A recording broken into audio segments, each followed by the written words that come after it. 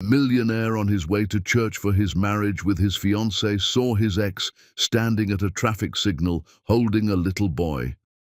Hi, my beautiful family. Welcome back to Mr. Peter Stories, your own family story channel. Heavenly God, today we bow our hearts before you with humility and gratitude.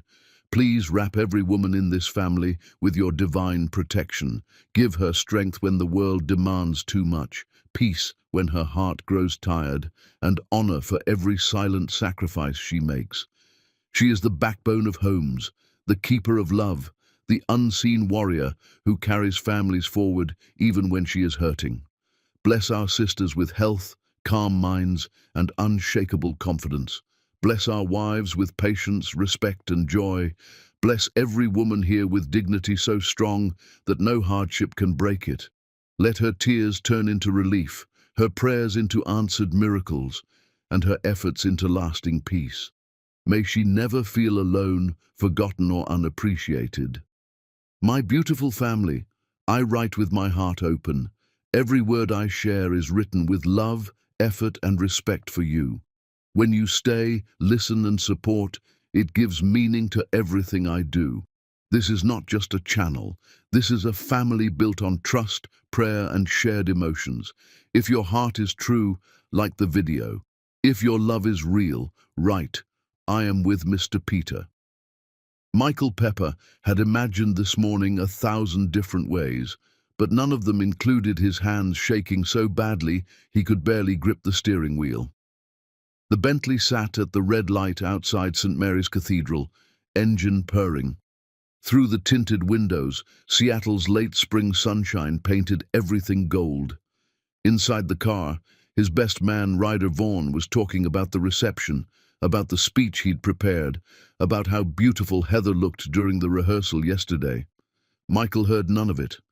His entire world had narrowed to the crosswalk 15 feet ahead. The woman standing there didn't see him. She was focused on the small hand gripping hers, looking down with the kind of smile that belonged to mothers everywhere. Sophia Dunkley wore a simple yellow sundress that moved in the breeze. Her natural hair pulled back in a way that showed the face Michael used to trace with his fingers in the dark. She looked exactly the same. She looked completely different. She looked happy.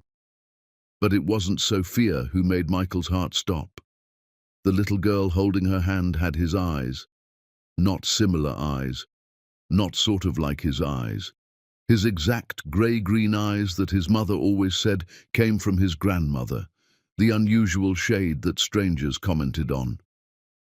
The child wore a purple dinosaur shirt and light-up sneakers, bouncing on her toes, waiting for the walk signal, chattering up at Sophia about something that made them both laugh. And there was a man with them, tall, athletic build, wearing a teacher's casual Friday outfit of khakis and a button-down. He carried a small backpack shaped like a ladybug, the kind parents bought for preschoolers. As Michael watched, frozen, the man bent down to adjust the little girl's shoe, his movements easy and familiar. The girl grabbed his face and planted a kiss on his cheek. "Daddy, you fixed it!" Her voice carried through the closed window, bright and trusting. The walk signal changed. The family started across the street, the little girl swinging between the two adults, feet lifting off the ground as they walked. A perfect moment. A complete family. A life that should have been his. "Michael, you good, man?" Ryder's voice came from far away. "Light's green." Michael didn't move. Behind them, a car honked, then another. The Bentley sat motionless at the intersection while traffic built up, and the family on the crosswalk reached the opposite sidewalk, disappearing around the corner toward the park. "Michael, what the hell?" Ryder turned to look at him, and whatever he saw on Michael's face made his expression shift from annoyed to concerned. "You look like you've seen a ghost." "I think I have." Michael's voice came out wrecked. His phone buzzed in the cup holder. Heather's name lit up the screen. "Where are you?" "The ceremony starts in 20 minutes. 20 minutes, until he married a woman he loved, a woman who deserved better than what he was about to do. That woman who just crossed The words felt like broken glass in his throat. I destroyed my entire life for her 5 years ago. Ryder followed his gaze to the empty crosswalk. What woman? She's gone now, but she had a child with her. Michael finally turned to look at his best man, and he knew what Ryder would see, a man coming apart at the seams in a tuxedo that cost more than most people's monthly rent. A little girl. With my eyes, Ryder. She had my exact eyes. The honking behind them grew more insistent. Someone shouted out their window. Ryder's face cycled through confusion, understanding, and then something close to panic. Are you saying, I don't know what I'm saying? Michael's hands were still shaking. But I need to know. I need to... He didn't finish the sentence. He put the Bentley in park, right there at the green light, and opened the door. Michael, what are you doing? We have a wedding in 20 minutes. But Michael was already out of the car, already running. The tuxedo jacket flapped behind him as he sprinted down the sidewalk in Italian leather shoes that weren't made for this. Behind him, Ryder was shouting his name. Behind him, angry drivers were honking. Behind him, somewhere, a cathedral full of guests waited for a groom who was currently chasing ghosts. He caught sight of them at the park entrance. The man was buying ice cream from a cart, while Sophia helped the little girl onto a bench. Michael slowed, his breath coming hard, and for a moment he just watched. The scene was so domestic, so peaceful. They were laughing about something. The little girl was trying to tell a story with huge gestures, nearly hitting her mother in the face, and Sophia caught her hands gently, kissing her knuckles before redirecting the energy. 5 years ago, Sophia had wanted this. She'd talked about the future in careful tones, testing whether Michael wanted the same things. He'd panicked. He'd said he was married to his company, that he needed to focus. That domestic life felt like suffocation. He'd hurt her because he was scared, and she'd left with her pride intact and her heart in pieces. 3 weeks later, he'd regretted everything. But by then, she'd changed her number, moved from their neighborhood, disappeared so completely it was like she'd never existed. Except she had existed, and apparently she'd been carrying his child when she vanished. Michael started walking toward them, his footsteps unsteady on the park path. The man saw him first. His friendly expression shifted to wariness as he registered the tuxedo, the obvious emotional distress, the way Michael was staring at the little girl like she held the secrets of the universe. Can I help you? The man's voice was polite but protective, stepping slightly between Michael and the bench where Sophia sat. Sophia looked up. The ice cream cone in her hand slipped, vanilla pooling on the ground. All the color drained from her face. Her mouth opened, but no sound came out. 5 years of separation collapsed into nothing. 5 years of wondering, of what-ifs, of dreams where they fixed everything. All of it lived in the space between one heartbeat and the next. Soph! Michael's voice broke on her name. The little girl looked between the adults, her young face scrunching in confusion. Mommy, why did you drop the ice cream? Sophia couldn't seem to speak, couldn't seem to move. She just stared at Michael like he was a bomb that had gone off in the middle of her carefully constructed life. The man looked at Sophia, then at Michael, his protective stance shifting to something more alert. Sophia, you know this guy. Michael couldn't take his eyes off the child. Up close it was even more obvious. She had his eyes, yes, but also his stubborn chin. The way her hair grew in a cowlick at her temple. The distinctive shape of his ears. This wasn't coincidence or wishful thinking. This was biology screaming truth. Is she mine? The question came out raw and desperate. Sophia, is she mine? The world seemed to hold its breath. A jogger ran past. A dog barked in the distance. The ice cream cart vendor called out to another customer. But in their small circle, everything had stopped. The man's face changed as understanding crashed over him.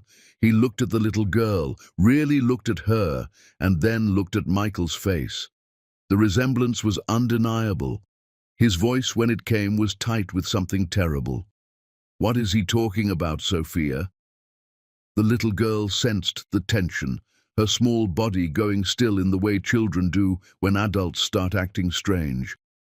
She scooted closer to her mother on the bench, her light-up sneakers blinking red in the afternoon sun. Sophia finally found her voice.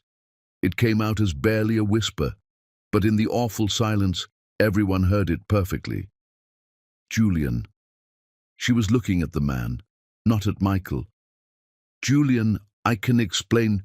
"Can you?" Julian's voice cracked. "Can you explain why this man just asked if your daughter is his? Can you explain why you never told me?" He stopped, his jaw working as he tried to control whatever was rising in his chest. "Who is he, Sophia?" Michael was still trying to process what he was hearing. Julian. This man had a name. This man was part of their lives. This man was, "You're married." Michael's eyes dropped to Sophia's left hand, to the simple gold band he hadn't noticed before. The realization hit like a physical blow. "You're married to him." "Daddy?" The little girl's voice was small and scared. She reached for Julian with both hands, wanting to be picked up, wanting safety from whatever was happening with the adults. "Daddy, why is everyone upset?" Julian picked her up automatically, the movement so practiced it was clear he'd done it thousands of times. He held her close, one hand cupping the back of her head, and Michael saw it then. Saw the way the child tucked her face into Julian's neck, saw the complete trust in how she wrapped her small arms around him, saw that whatever biological connection existed between Michael and this girl, Julian was the one she called Daddy. "Philip, baby, everything's okay." Sophia stood, her voice shaking but trying to stay calm for her daughter, for their daughter. "Why don't you go play on the swings for a minute while the adults talk?"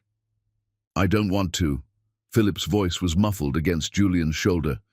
"The fancy man is making you cry." Michael looked down and realized his face was wet. He was crying in a tuxedo in a public park, while his wedding guests waited at a church, and his entire understanding of reality shattered around him. Ryder appeared at his elbow, breathing hard from running. "Michael, we need to—" He stopped when he saw the scene in front of him, his mouth falling open. Julian's voice cut through everything else, cold and controlled in a way that made it clear he was barely holding himself together. "You're the ghost she won't talk about. The one from before." He looked at Michael's tuxedo, at the boutonniere pinned to his lapel. "You're getting married today, aren't you? And you just happened to see us." Michael nodded, unable to form words. "So let me make sure I understand this." Julian's arms tightened around Philip. "You're standing here in a tuxedo, asking if my daughter is yours, on your wedding day." He looked at Sophia, and the betrayal in his eyes was devastating. "And you? How long have you known he didn't know? How long have you let me believe he abandoned you both?" "Julian, please." "How long, Sophia?" The silence was answer enough. Philip started crying, overwhelmed by the tension she couldn't understand. Sophia reached for her, but Philip burrowed deeper into Julian's arms. The rejection was small but complete, and Michael saw it break something in Sophia's expression. Michael's phone rang again. Heather, the woman waiting for him at the altar, the woman who loved him, the woman who had no idea her almost husband was currently destroying 3 lives in a park across town. "I have to go." Michael's voice sounded like it belonged to someone else. "I have a wedding. I have people waiting. But this isn't over.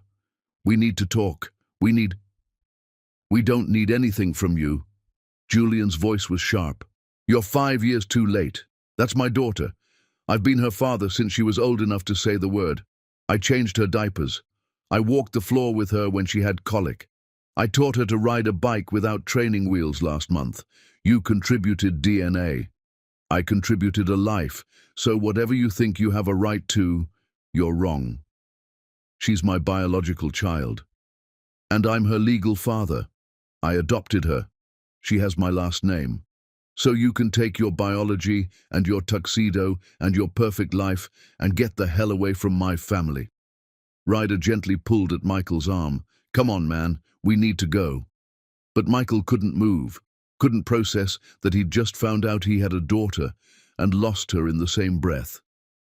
Couldn't understand how the universe could be this cruel to show him what he'd missed at the exact moment when he was supposed to be committing to someone else. Sophia finally spoke, her voice thick with tears. Michael, please, not like this, not in front of Philip. He looked at the little girl, his daughter, who was crying into another man's shoulder, wanting nothing to do with the stranger who'd made her mother drop ice cream and her daddy's voice go scary. What's her full name? Michael needed something, anything to hold on to. Sophia hesitated, then whispered, Philip Whitmore, she's 4 years old. 4 years? 4 years of birthdays and first words and skinned knees and bedtime stories that he'd missed. 4 years that he could never get back. 4 years that Julian had given her instead. I have to go. He backed away, his eyes still on Philip. But I'll come back. I don't know when or how, but I'll come back. Don't, Julian said flatly. We don't want you here. But Sophia said nothing, and in her silence, Michael heard everything. Ryder pulled him back toward the park entrance, toward the abandoned Bentley that was probably getting towed by now, toward a wedding that was already ruined, even if no one knew it yet. Michael let himself be led, his body moving on autopilot, while his mind stayed in the park with the little girl who had his eyes. Behind them, he heard Philip ask in a small voice, Daddy, why was the fancy crying man looking at me like that? He didn't hear Julian's answer. The Bentley was already gone when they reached the street, towed by an efficient city that didn't care about existential crises. Ryder called an Uber. They rode in silence, Ryder texting Geneva rapid-fire updates, while Michael stared out the window and saw nothing. When they pulled up to the cathedral, Heather's sister Daphne was pacing outside, her phone pressed to her ear. She saw them, and her face flooded with relief that immediately shifted to fury when she registered how late they were. But when she got close enough to see Michael's face, her anger evaporated into concern. Oh my God, what happened? Michael looked at the cathedral doors. Inside, 300 guests were waiting. Inside, Heather stood in a dress she'd spent months choosing. Inside, his entire future was laid out like a roadmap, and all he could see was a little girl with light-up sneakers who called another man Daddy. I need to talk to Heather, he said quietly, before the ceremony. I need to tell her something. Daphne's eyes widened. Michael, you can't see the bride before? I have to. Something in his voice stopped her protests. She looked at Ryder, who gave a tiny, helpless shrug, and then back at Michael. This is bad, isn't it? Michael didn't answer. He just walked through the cathedral doors, past the confused ushers, past his mother Geneva, who stood up with alarm when she saw his face, straight toward the bride's room where Heather was putting on her veil. He knocked once. Heather opened the door, radiant in ivory lace, her smile bright and trusting. You're not supposed to see me yet. It's bad luck. She stopped when she saw his expression. Michael, what's wrong? And standing there, looking at this good woman who'd rebuilt him after Sophia broke him, who'd been patient with his emotional distance, who'd loved him despite sensing he was never quite fully present, Michael knew exactly what he had to do. Can we talk? Alone? Heather's smile faded. She looked past him to where her mother and sister hovered in the hallway, then back at Michael's devastated face. Okay, she said quietly, and stepped back to let him into the room.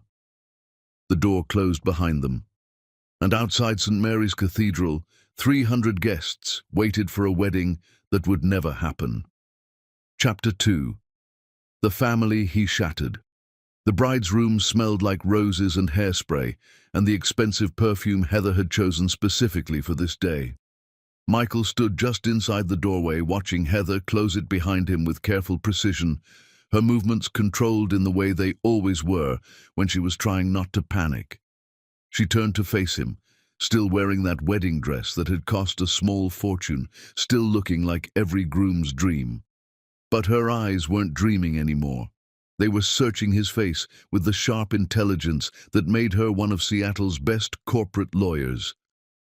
"You're late," she said quietly. "And you look like someone died." Michael opened his mouth and nothing came out. "How did you tell a woman on her wedding day that you'd just discovered a child you didn't know existed? How did you explain that the ghost of your past had just become horrifyingly, devastatingly real?" "I need to tell you something," he finally managed. "And after I tell you, you're going to hate me." Heather's face went very still. She walked over to the small sofa by the window and sat down carefully, arranging her dress around her with the same precision she'd closed the door. When she looked up at him, her expression was already bracing for impact. "Just say it, Michael." So he did. He told her about the red light, about Sophia standing at the crosswalk, about the little girl with his eyes. He told her about running through the park in his tuxedo, about Julian and the adoption and the 4 years he'd missed. He told her everything except the part where his heart had recognized something the moment he saw Philip, something that felt like waking up from a long sleep. When he finished, the silence in the room was absolute. Heather sat there in her wedding dress, her hands folded in her lap, and for a long moment she didn't move. Then she started laughing. Not hysterical laughter, something darker, more bitter. "Of course," she said. "Of course this happened today. Of course." "Heather? No. It's actually perfect timing." She stood up, and Michael saw that her hands were shaking. "Do you know what I was thinking about while I was getting ready? I was thinking about how you sometimes say her name in your sleep. Sophia. I was thinking about how you zone out when certain songs play, how you get this look on your face like you're somewhere else. I was thinking that maybe after we got married, after enough time passed, you'd finally be fully here with me." Michael felt like he'd been punched. "You knew. I knew you were haunted by someone. I didn't know who. I told myself it didn't matter because you chose me, you proposed to me, you were going to marry me." Her voice broke on the last word. "But you weren't choosing me, were you? You were just trying to bury her. That's not fair, isn't it?"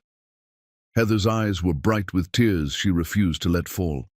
"Be honest, Michael. Right now, standing here, be honest for once. Did you ever love me the way you loved her?" The question hung between them like a blade. Michael wanted to lie, wanted to tell Heather that yes, he loved her just as much, differently but equally. But standing there in her wedding dress with her world falling apart, she deserved better than lies. "No," he whispered. "I loved you. I do love you.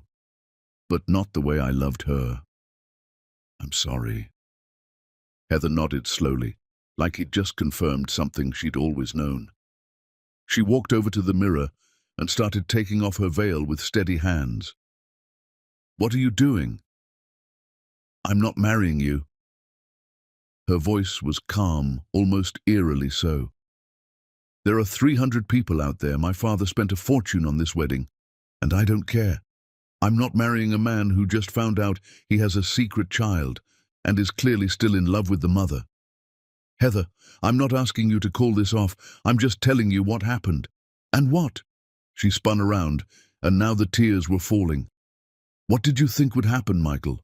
You'd tell me about your daughter. We'd get married anyway, and everything would be fine. You'd just work this out on the side while we built our life together. Did you think I wouldn't see it in your eyes every single day, that you wished you were with them instead of me?" Michael had no answer because she was right. The moment he'd seen Philip, something had shifted in him that couldn't be shifted back. The moment he'd seen Sophia again, he'd felt the ground beneath his carefully constructed life start to crack. "I can't do this to you," he said finally. "No, you can't." Heather wiped her eyes, smearing mascara across her cheeks.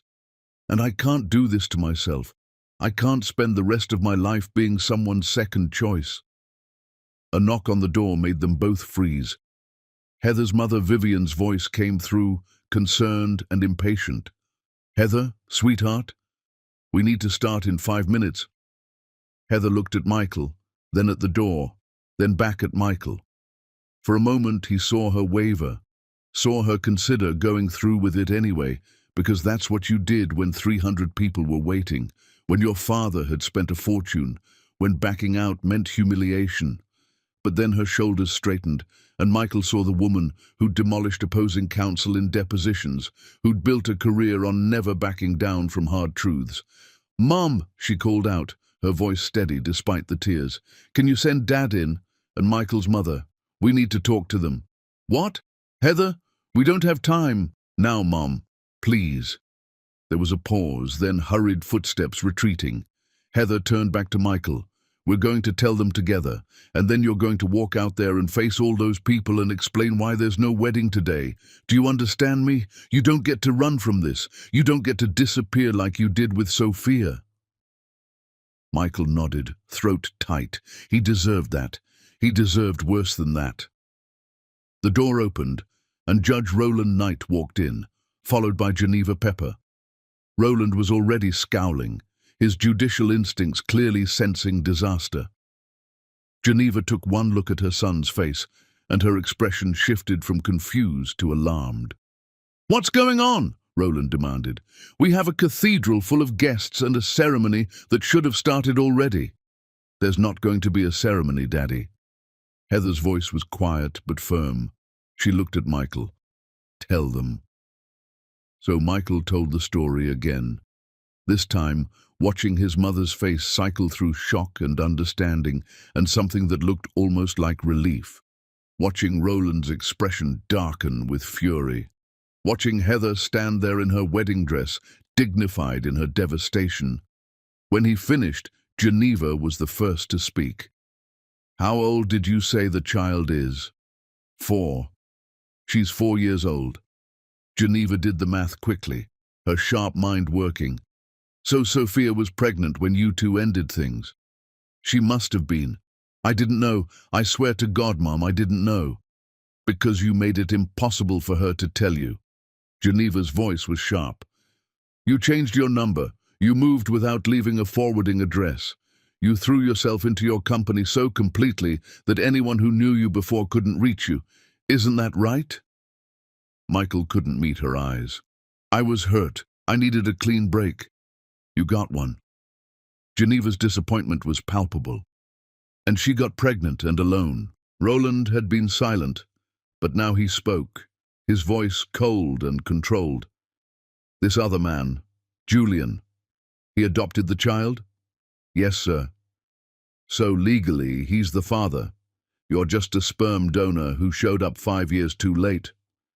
Roland looked at his daughter, and his expression softened. "Heather, sweetheart, you don't have to do this. We can still—" "No, Daddy." Heather shook her head. "We can't. Because even if we got married right now, even if I ignored all of this, I'd spend the rest of my life knowing I was his second choice, knowing he settled for me because he couldn't have her. And I love myself too much to do that." Geneva crossed the room and pulled Heather into a hug, and the gesture was so unexpected that Heather finally broke down completely, sobbing into Geneva's shoulder while her wedding dress crumpled between them. "You're better than this," Geneva whispered, loud enough for everyone to hear. "You're better than being someone's consolation prize. I raised my son better than this, but apparently he didn't listen." Michael felt about 2 inches tall. Roland looked at him with pure contempt. "You need to leave. Now. Go out through the side entrance. I'll make an announcement to the guests." "No." Heather pulled away from Geneva, wiping her eyes. "No, he stays. He tells them himself.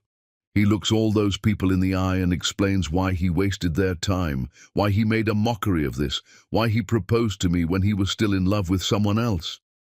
"Heather," Roland started, but she cut him off. "He owes me that much, Daddy. He owes me the truth in front of everyone, not a quiet escape while you clean up his mess. Michael looked at this woman he'd almost married, seeing her clearly maybe for the first time, seeing her strength and her pride and the way she demanded dignity even in her worst moment. "Okay," he said quietly. "I'll tell them." They walked out of the bride's room together, this strange procession of broken plans. Daphne was waiting in the hallway, and one look at her sister's face told her everything. "Oh, Heather!" "Not now," Heather said. "Help me get out of this dress. I'm not standing up there in it." While Heather disappeared with Daphne into another room, Michael stood with Geneva and Roland in the hallway outside the sanctuary. Through the doors he could hear the murmur of 300 voices, the occasional laugh, the rustle of programs. "What are you going to say?" Geneva asked. "The truth." "The truth is you're a coward," Roland said flatly. "The truth is you ran from one woman 5 years ago and you were about to do it again today." Michael flinched, but didn't argue. "You're right." "Damn right I'm right." Roland's voice was harsh. "And now you're going to walk in there and face the consequences. Then you're going to figure out what kind of man you actually want to be. Because right now, you're not much of one."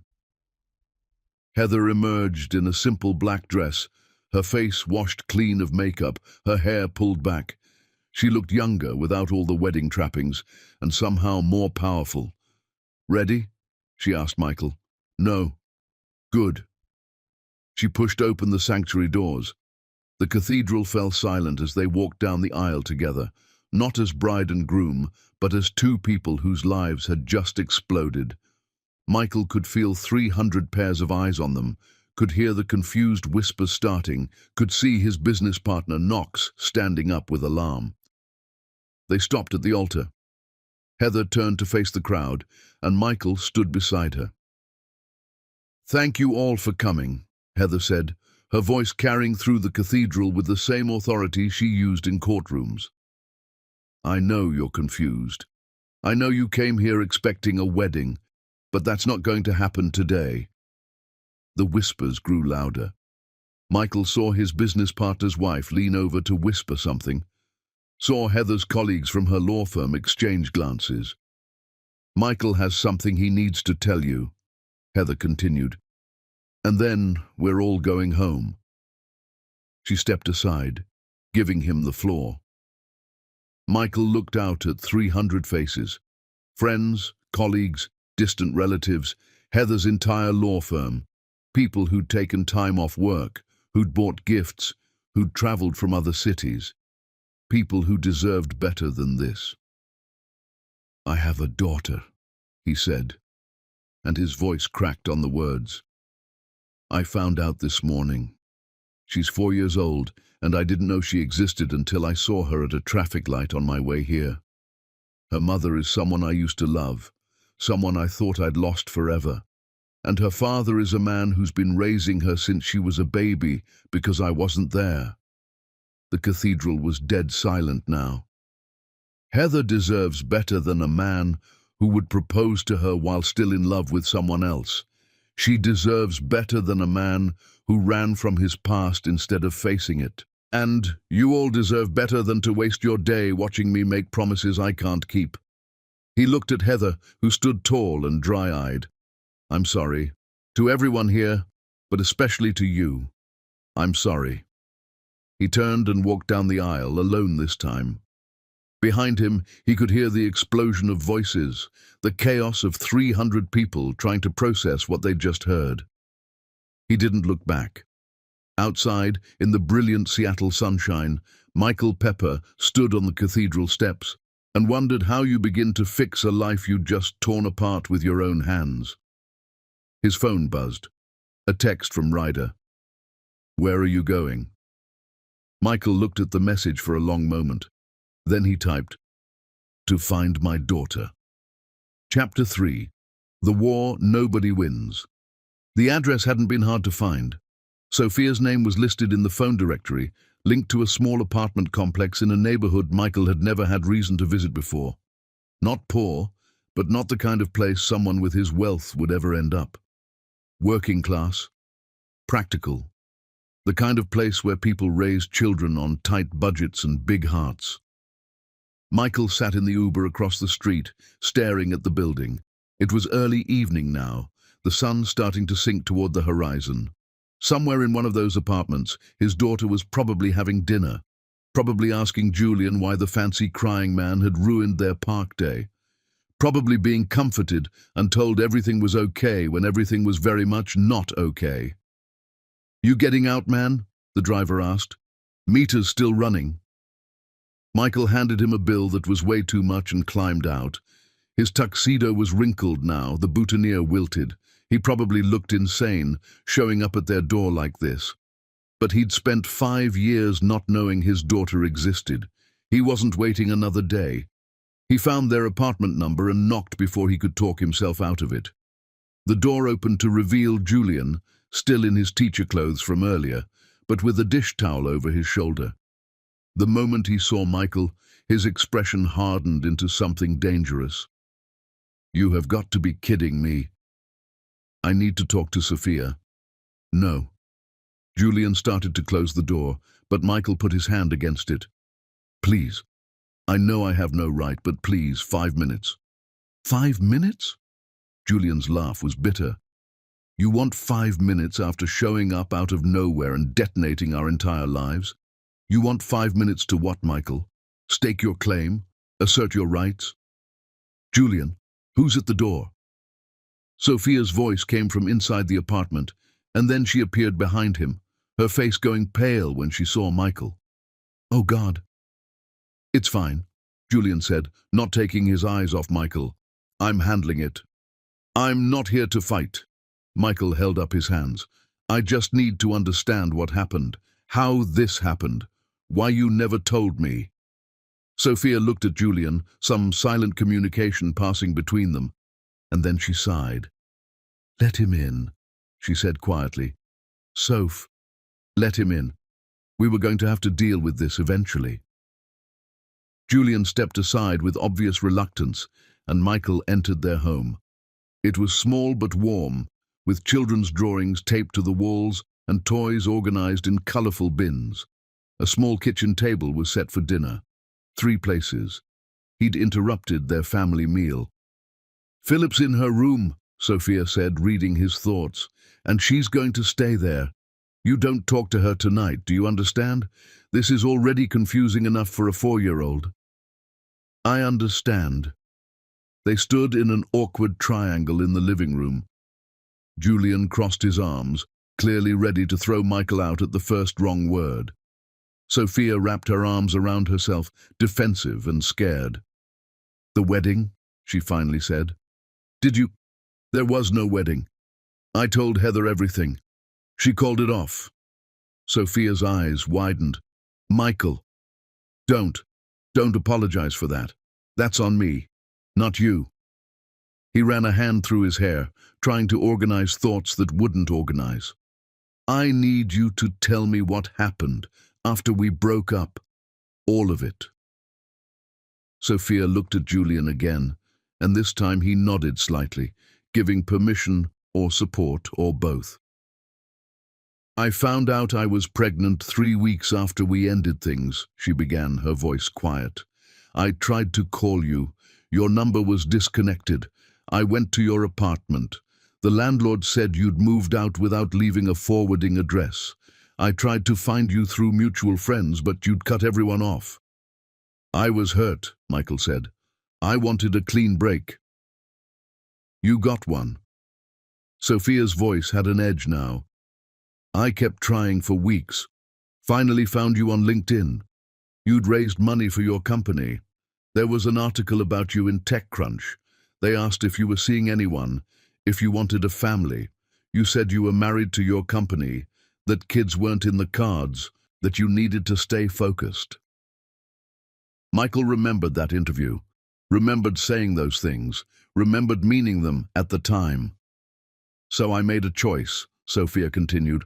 "I chose not to trap you, not to be the baby mama who showed up demanding support from a man who'd made it clear he didn't want domestic life. I chose to protect my dignity and raise my child alone. Except you didn't raise her alone. Michael looked at Julian. You had help. I met Sophia when Philip was 18 months old, Julian said, his voice tight. She was working 2 jobs, barely sleeping, doing everything she could to give that baby a good life. I fell in love with both of them. I proposed not despite Philip, but because of her. I wanted to be her father. And you adopted her? Yes, legally, completely. Changed her last name to mine. I'm on her birth certificate as her father. That little girl is mine in every way that matters. Except biology. The words hung in the air like a grenade. Julian took a step forward, and Michael saw murder in his eyes. You want to talk about biology? Fine. Let's talk about it. You share DNA with Philip. Congratulations. That makes you a sperm donor, not a father. I'm the one who taught her to tie her shoes. I'm the one who sings her to sleep when she has nightmares. I'm the one who holds her when she's scared. What are you? Her biological father. Her nothing. Julian's voice rose. You were nothing to her this morning, and you're nothing to her now. The only thing that's changed is that you know she exists, but that doesn't give you the right to destroy the family we built. I'm not trying to destroy anything. Then what are you doing here, Michael? Sophia's voice cut through. What do you want from us? It was the question Michael hadn't been able to answer for himself. What did he want? To be Philip's father? To replace Julian? To have a relationship with a child who didn't know him and didn't want to know him? I want to know my daughter. Why? Julian demanded. Because suddenly your DNA matters? Because you feel guilty? Because you want to salve your conscience for abandoning her mother? I didn't abandon anyone. I didn't know. Because you didn't want to know, Julian was shouting now. You made it impossible for Sophia to reach you because you wanted a clean break. You got exactly what you asked for, and now you're mad about the consequences. That's enough. Sophia stepped between them, her hands up. Both of you, stop. Philip can hear you. They fell silent immediately. From down the hall, Michael could hear a small voice calling out, Daddy, why is everyone yelling? Julian shot Michael a look that clearly said, see what you did, then called back, everything's fine, baby. The grown-ups are just having a discussion. Go back to your dinosaurs. Okay, Daddy. The easy trust in that small voice broke something in Michael's chest. I missed 4 years of her life, he said quietly. 4 years I can never get back. And I know that's my fault for making myself unreachable. I know I have no right to anything, but she's my daughter, and I just found out she exists, and I can't just walk away and pretend I don't know. Can you understand that? Sophia's eyes were wet now. I understand, but Michael, she's 4 years old. She doesn't understand complicated adult situations. She has a daddy who she loves and trusts. You can't just insert yourself into her life and expect her to understand that you're her biological father. That's terrifying for a child that age. So what am I supposed to do? Just accept that I'll never know her? I don't know. Sophia's frustration boiled over. I don't have answers for you, Michael. I made the best choice I could 5 years ago with the information I had. You made yourself unreachable. I chose dignity over disruption. Maybe I was wrong. Maybe I should have tried harder. But I can't change the past any more than you can.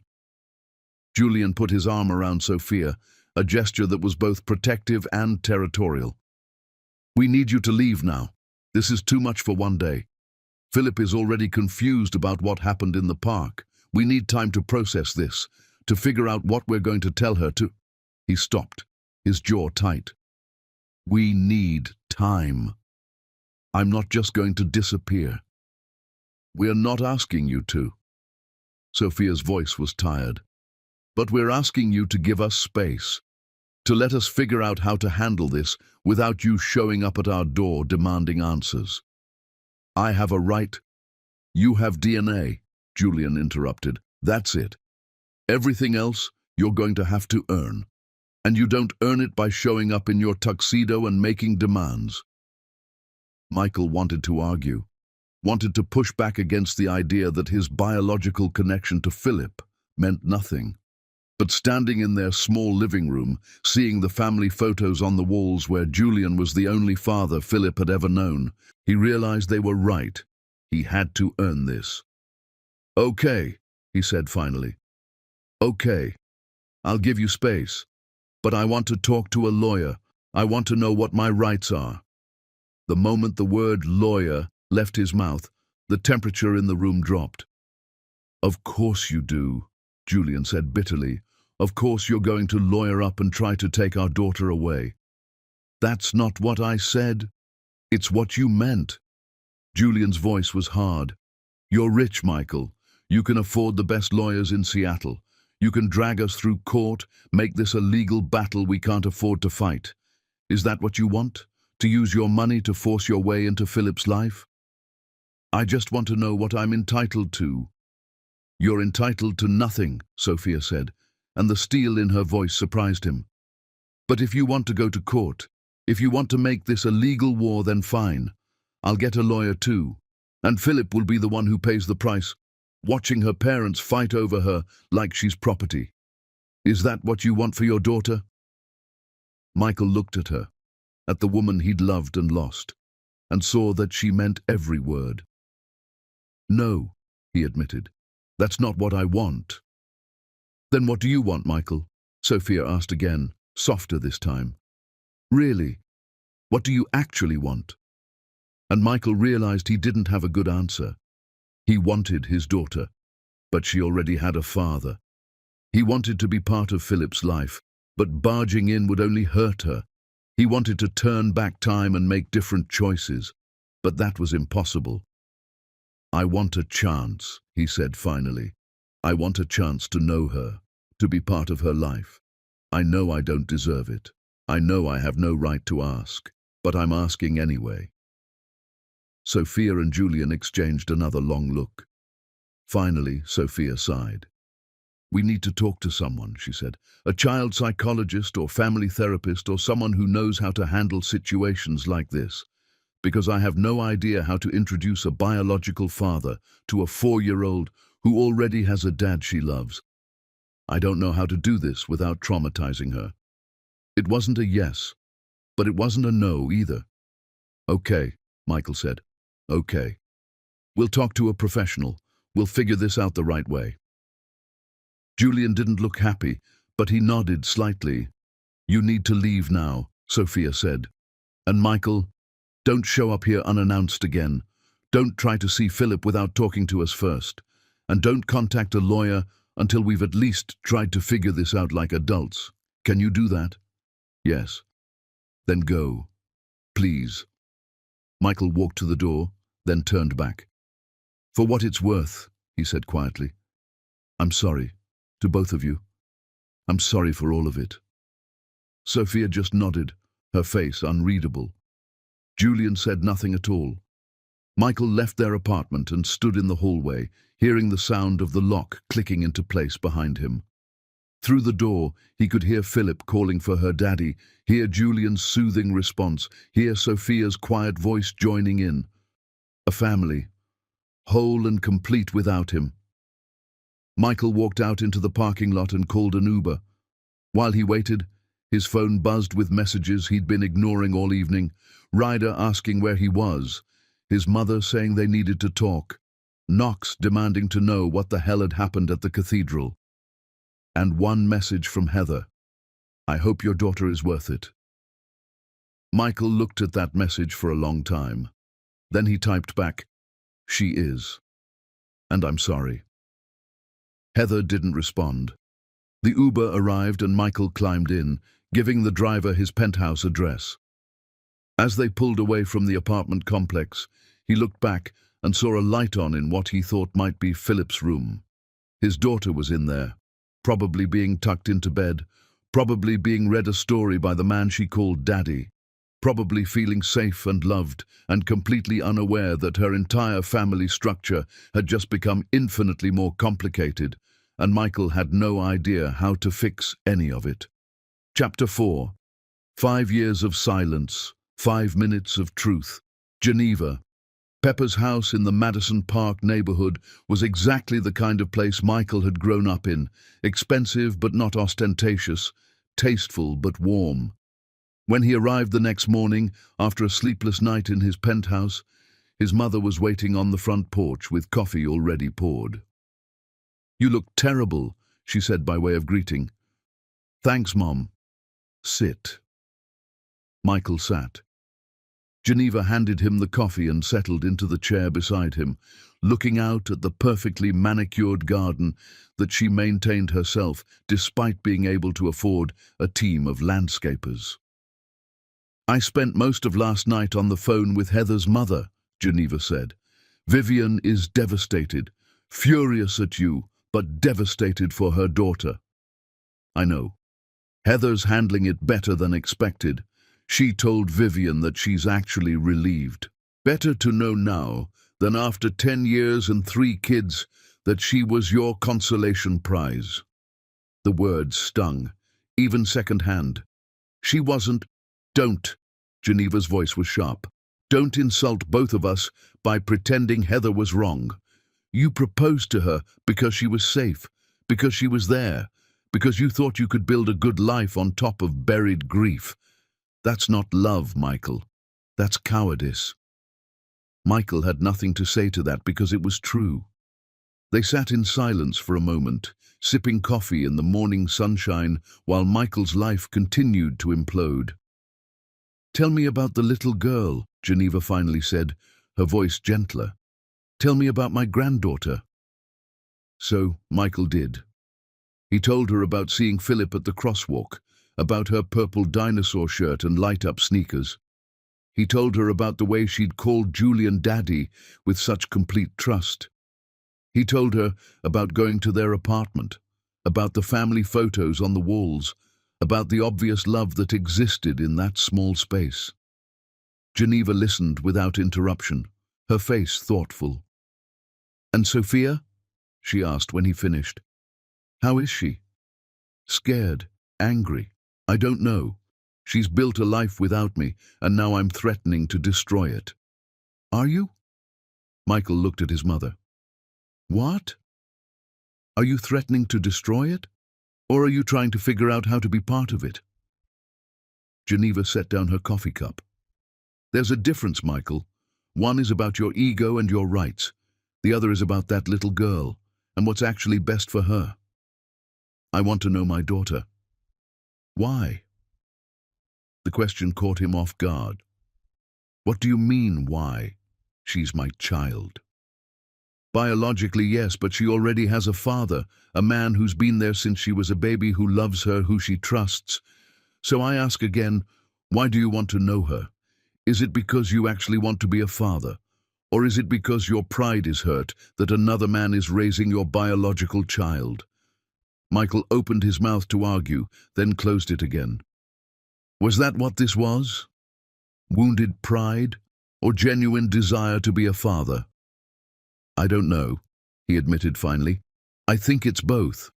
I think I want to know her because she's mine, but also because when I saw her, I felt something I wasn't expecting, like a piece of me I didn't know was missing suddenly clicked into place." Geneva nodded slowly. "That's honest, at least. But Michael, wanting to be a father and being ready to be one are 2 different things. Philip is 4 years old. She doesn't need another adult making her life complicated because of their feelings. She needs stability and love and consistency. Can you give her that?" "I don't know." "Then you need to figure it out before you push any further." Geneva reached over and took his hand. "I'm going to tell you something I've never told you before. When your father left, you were 3 years old, about Philip's age." Michael went very still. His mother never talked about his father. "He came back when you were 7, Geneva continued, "showed up out of nowhere with gifts and apologies and demands for visitation rights. Said he'd made a mistake leaving, that he wanted to be your father."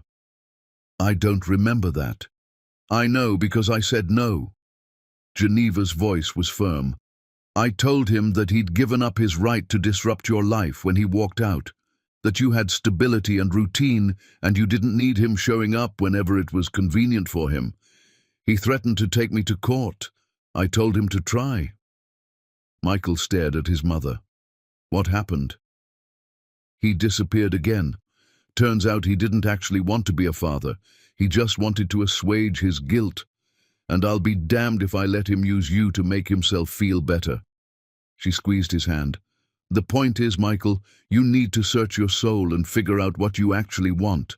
Because if you're doing this for yourself, for your ego, for your guilt, then you need to walk away and let that little girl have the stable family she deserves. And if I'm doing it because I actually want to be her father, then you have a long, hard road ahead of you, because you don't just get to waltz in and claim the title. You have to earn it, every single day. They sat there together, mother and son, while the weight of that settled.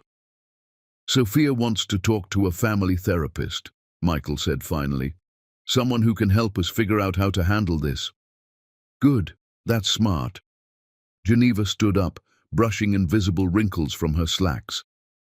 And while you're figuring that out, there's something else you need to do. What? You need to go see Heather. Apologize properly, not because you want forgiveness, but because she deserves to hear that you know how badly you hurt her.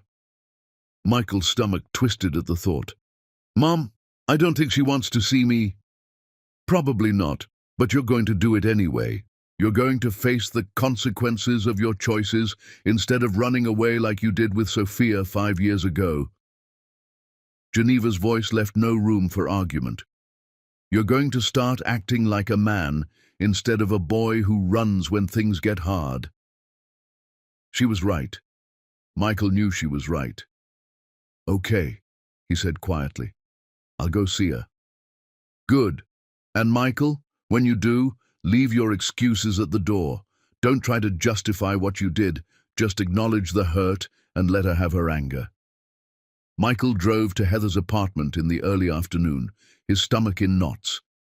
He'd texted first, asking if she'd be willing to see him. Her response had been short.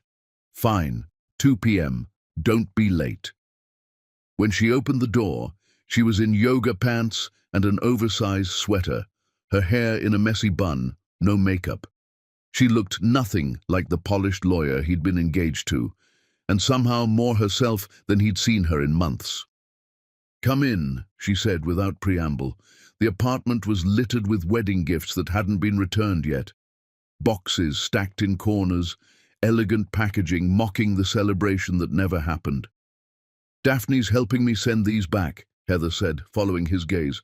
Most people have been understanding. Some think I'm insane for calling it off. My Aunt Carol sent me a very long email about how all men have baggage, and I should have worked through it. I'm sorry. Are you? Heather turned to face him, and her eyes were hard. Or are you just sorry you got caught? Sorry that your perfect plan to bury the past blew up in your face? I'm sorry I hurt you. I'm sorry I proposed when I wasn't fully present. I'm sorry I wasted your time and made you think we could build something real when I was still carrying ghosts. Heather studied his face for a long moment, then nodded slowly. Okay. I believe you mean that. She sat down on the couch, gesturing for him to sit in the chair across from her. But you should know something, Michael. I'm not devastated like everyone thinks I should be. I'm angry, yes. I'm humiliated, but I'm also relieved. Relieved. I was settling, she admitted. I loved you, but I also knew on some level that you weren't all in. I told myself it was enough, that love would grow, that we'd build something good together. But deep down, I always knew there was someone else in your head, and I was willing to live with that ghost rather than be alone. She laughed bitterly. How pathetic is that? It's not pathetic. It's human. Maybe. But I deserve better than human. I deserve someone who chooses me first, not someone who settles for me because his first choice is unavailable. Heather's voice was steady, but her eyes were bright. So, thank you, actually. for showing me that before we went through with it. Before I spent 10 years wondering why you never looked at me the way you probably looked at her." Michael felt the full weight of what he'd done settle on his shoulders. "Have you talked to her?" Heather asked. "Sophia? Last night I went to her apartment. And? She's married to the man who adopted Philip. They're a family, and I'm the ghost who showed up to haunt them." "Good. Now you know how it feels." Heather's voice was sharp, but then she sighed. "I'm sorry. That was petty." "You're entitled to petty." They sat in uncomfortable silence for a moment. "What are you going to do?" Heather finally asked. "About your daughter?" "I don't know. Sophia wants to talk to a family therapist, figure out how to handle this without traumatizing Philip." "That's smart. Kids don't need to be caught in adult drama." Heather paused.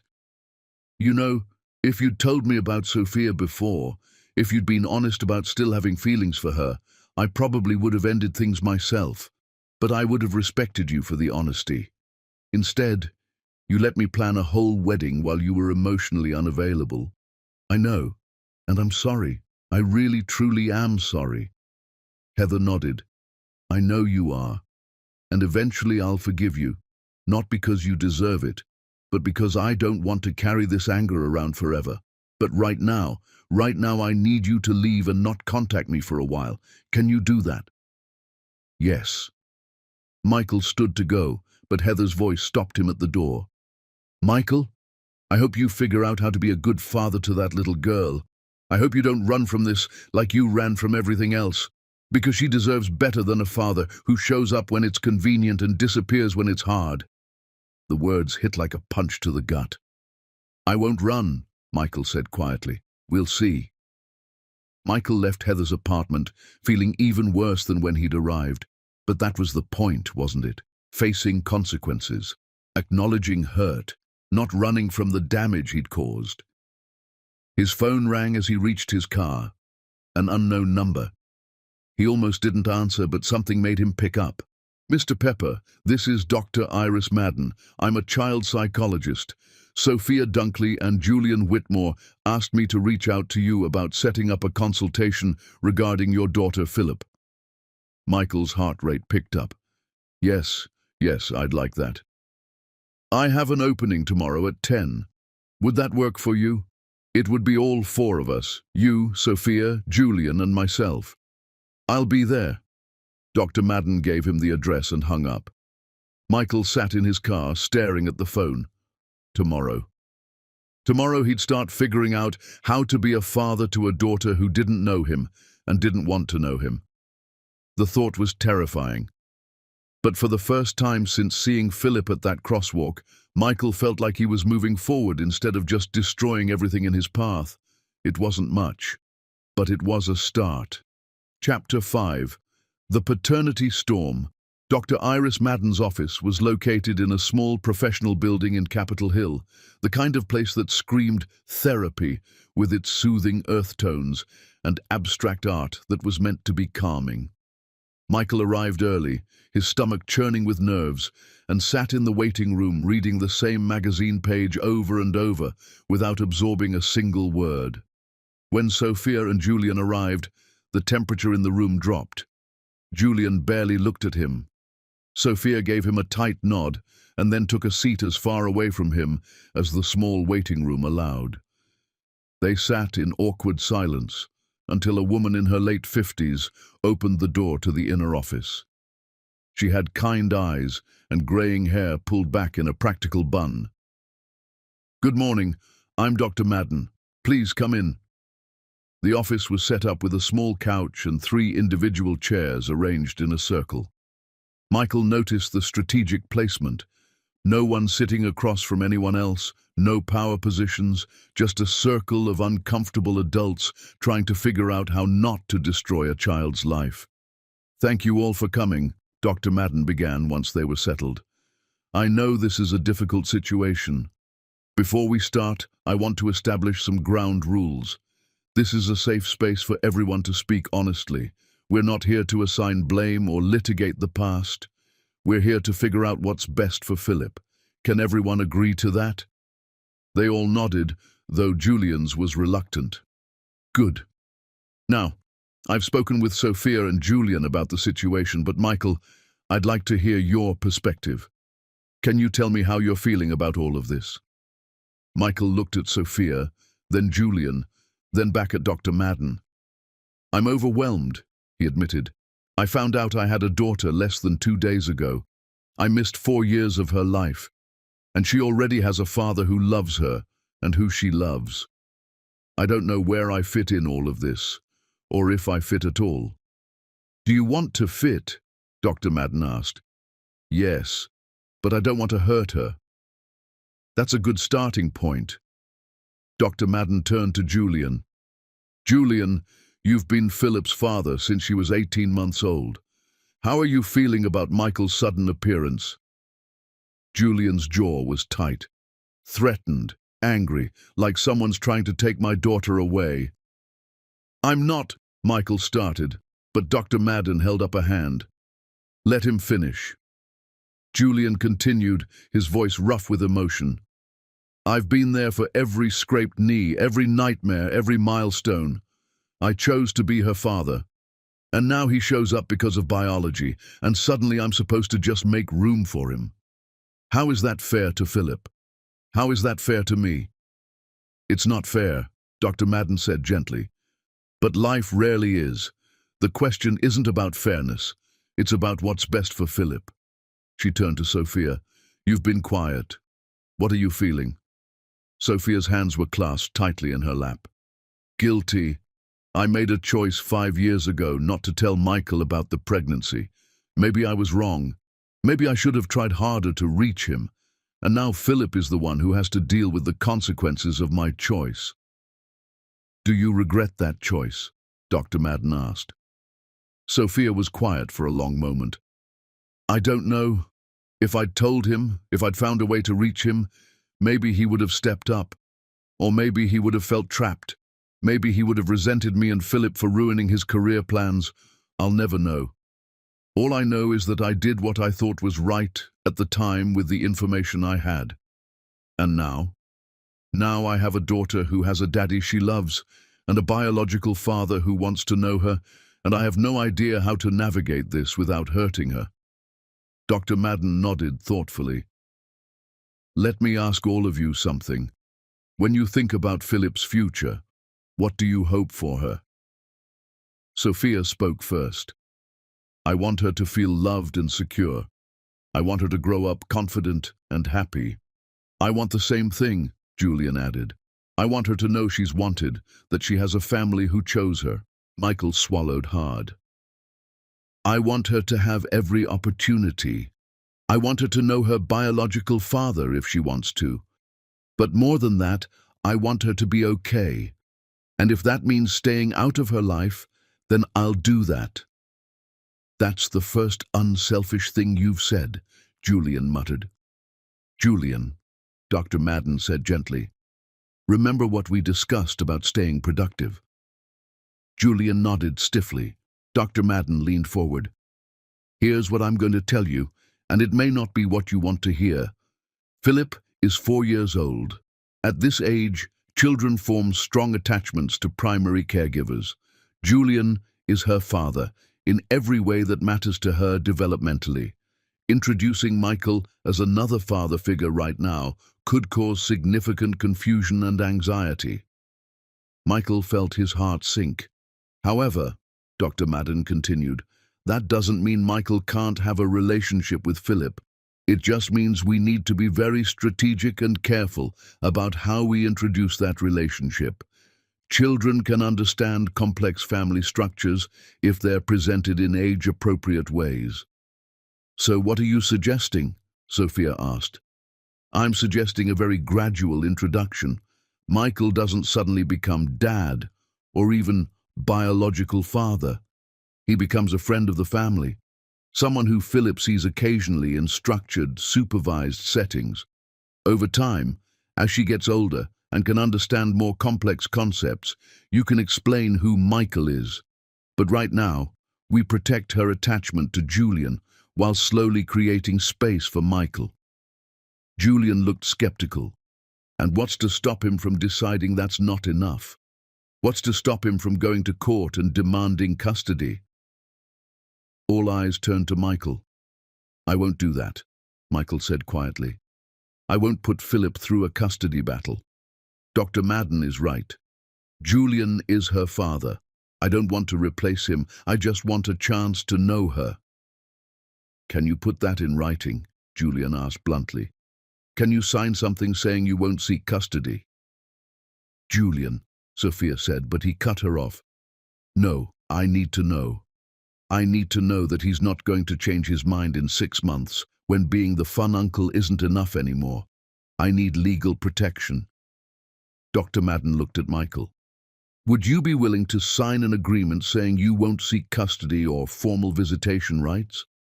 Michael thought about it, thought about his lawyers who would tell him he was insane to sign away his parental rights, thought about the fact that legally he probably had a strong case for at least partial custody. Then he thought about Philip crying in the park, afraid of the fancy crying man, thought about the family photos on Sophia's walls where Julian was the only father Philip had ever known. "Yes," he said, "I'll sign it. But I want it to say that I can see her regularly. Not as a father, but as a family friend. And when she's old enough to understand, I want the right to tell her who I am." "That seems reasonable," Dr. Madden said, looking at Sophia and Julian. "Would you agree to those terms?" Sophia and Julian exchanged a long look. Finally, Sophia nodded. "We'll agree to supervised visits," she said carefully. "Once a week to start, in public places. You don't pick her up alone. You don't take her anywhere without one of us present. And if at any point we feel like this is hurting her, the visits stop." "Agreed." "And you'll see a therapist yourself," Julian added, "to work through whatever you need to work through about missing 4 years of her life. Because I'm not having you use Philip as emotional support for your guilt." It was harsh, but not unfair.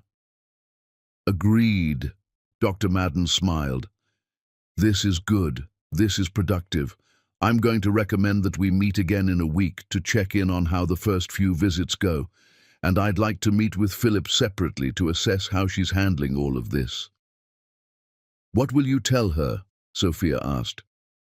"I'll tell her that I'm a feelings doctor who helps kids talk about confusing things. I won't mention Michael directly unless she brings him up.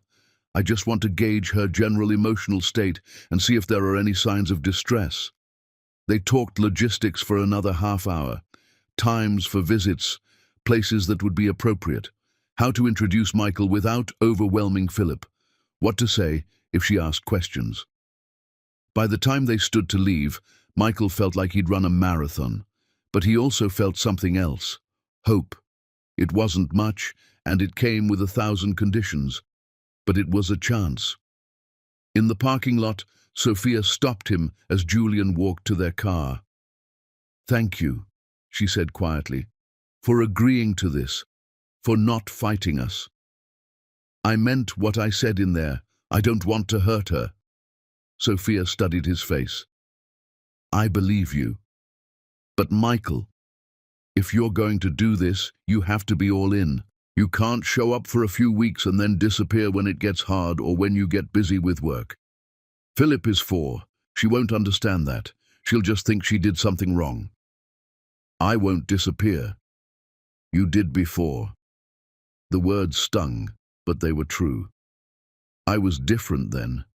I was running from things I didn't know how to face, but I'm not running anymore." Sophia nodded slowly. "We'll see."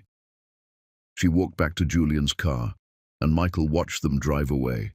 His phone rang. His business partner, Knox. "Where the hell have you been?" Knox demanded without preamble. "The board is freaking out. We have investors asking questions about the cancelled wedding. We have deals that need your signature. You can't just disappear, Michael."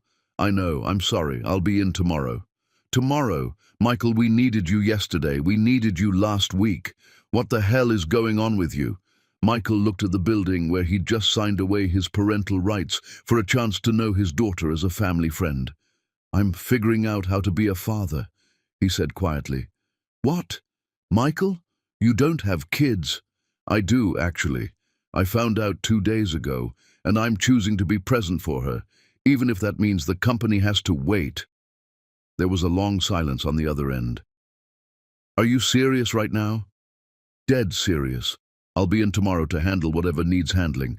But Knox, my schedule is going to look different from now on, because I have a daughter who needs to know I won't disappear on her. Michael, I'll see you tomorrow. He hung up before Knox could argue further. Michael sat in his car, looking at his phone, at the messages from his lawyer asking about the situation, from his mother checking in, from Ryder wanting to know if he was okay. He texted his lawyer, "Cancel the consultation. I'm not pursuing custody." He texted his mother, "We're trying supervised visits. It's going to be okay." He texted Ryder, "I think I just agreed to the hardest thing I've ever done." Then he drove home to his empty penthouse that suddenly felt hollow and started researching what 4-year-olds like to do, because in 3 days he had his first official visit with his daughter, and he had no idea how to talk to a 4-year-old who thought he was just some random fancy crying man. Chapter 6. The Saturday Wars.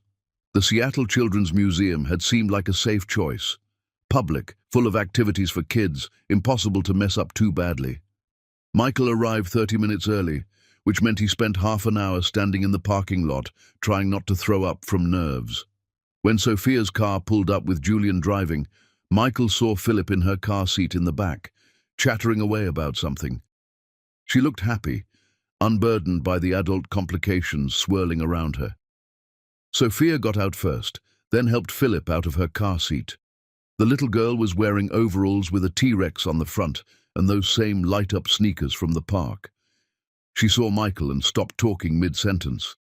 "That's the fancy man from the park," she said to her mother. "Why is he here?" "Remember how Mommy and Daddy told you that we were going to spend some time with a friend today? This is Michael. He's a friend of ours, and he's going to come to the museum with us." Philip looked suspicious. "Why?" "Because he'd like to get to know you," Sophia said gently. "Is that okay?"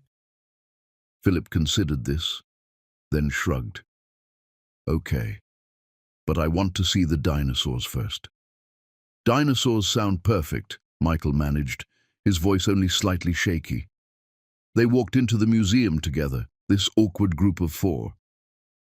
Julian kept his hand on Philip's shoulder, a gesture that was both protective and proprietary. Sophia walked between Michael and her family, a buffer zone. The dinosaur exhibit was in the basement. Philip ran ahead, her light-up shoes blinking with each step, and immediately pressed her face against a glass case containing fossilized bones. "Look, Mommy, it's a velociraptor claw." "That's so cool, baby." Philip turned to Michael, who'd stopped a respectful distance away. "Do you know about dinosaurs?" "A little bit," Michael admitted. "I know everything about dinosaurs. Daddy got me a whole book about them. It has pictures and facts and everything." She said it with the absolute confidence of a 4-year-old who'd memorized one picture book and thought she was an expert. "What's your favorite dinosaur?" Michael asked. Philip didn't hesitate. "Ankylosaurus, because it has armor and a club tail and it's basically invincible." "That's a good choice. What's your favorite?" Michael searched his brain for anything he knew about dinosaurs. "I always thought the Brachiosaurus was cool. It was really tall." Philip made a face. "That's boring. It just ate plants. Dinosaurs should be fierce." "Philip," Sophia said gently, "that's not polite." "But it's true, Mommy." "Plant eaters are boring." Michael couldn't help but smile. "You're right. That was a boring answer. How about the Spinosaurus? It was fierce and could swim." Philip's eyes lit up. "Daddy, did you hear? Michael knows about Spinosaurus." Julian nodded tightly. "That's nice, sweetheart." They moved through the exhibit, Philip leading the way and providing running commentary on every single display. She was smart, Michael realized. Really smart. She didn't just memorize facts. She asked questions, made connections, wanted to understand how things worked. At one point, she grabbed Michael's hand to pull him toward a particularly exciting display, then seemed to realize what she'd done and dropped it quickly, running back to Julian instead. "Sorry," she mumbled. "You don't have to be sorry, baby," Julian said, shooting Michael a look that clearly communicated back off. After the dinosaur exhibit, they moved to the water play area. Philip immediately started building an elaborate dam system, her tongue poking out in concentration as she stacked blocks and redirected water flow. "She's going to be an engineer," Sophia said quietly, watching her daughter work. "Or an architect," Julian added. "Last week she spent 2 hours building a city out of cardboard boxes." Michael watched Philip work, seeing the same stubborn focus he recognized from his own childhood. His mother used to say he'd get so absorbed in building things that he'd forget to eat. "Can I play?" a little boy about Philip's age asked, approaching the water table. Philip looked up. "Okay, but you have to follow the rules. The water has to go this way, and you can't knock down the dam." The boy nodded seriously and started helping. Within minutes, they were deep in collaboration, barely aware of the adults watching. "She's good with other kids," Michael observed. "She goes to a preschool 3 days a week," Sophia explained. "She loves it, comes home with stories about her friends every day." They stood there watching Philip play, and for a brief moment, it almost felt normal, like they were just 4 adults watching a child be a child. Then Philip ran over, soaking wet, and crashed into Julian's legs. "Daddy, did you see? We made a whole river system." "I saw, sweetie. You did great." She didn't run to Michael, didn't include him in her excitement. He was just the awkward adult standing to the side, not part of her world. After 2 hours, Philip was starting to get tired and cranky. She wanted to go to the gift shop, but Sophia said no, which resulted in the beginning of a tantrum. "But Mommy, I want the stuffed ankylosaurus." "We talked about this, Philip. You got a new toy last week. We're not buying another one today."